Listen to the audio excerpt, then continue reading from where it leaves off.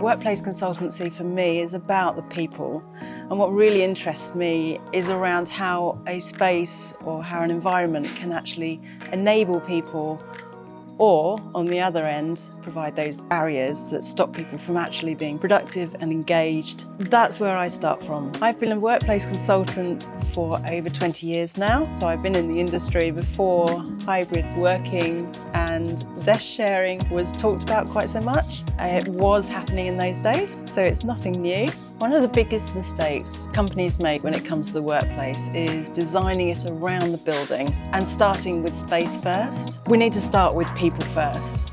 It's how the building and the space supports people. Decisions are often based on assumptions, legacy ways of working, and not really understanding people and what they need.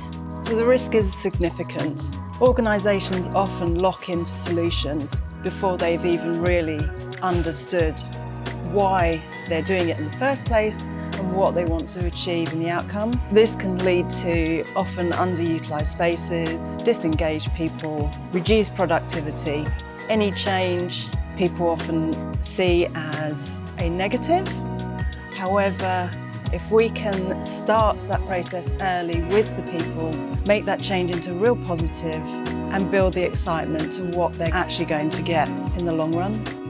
When clients come to us, they obviously understand that there may be a need for change, whether that's a move, a relocation, lease break, and it gives them the chance to rethink. They're usually unsure about what they need to do and why they need to do it often. They don't have clarity around how much space they need.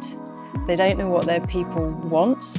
They know they're not coming into the office. They don't know whether the decisions they're going to be making will stand up on a business case as the organisation or the work evolves.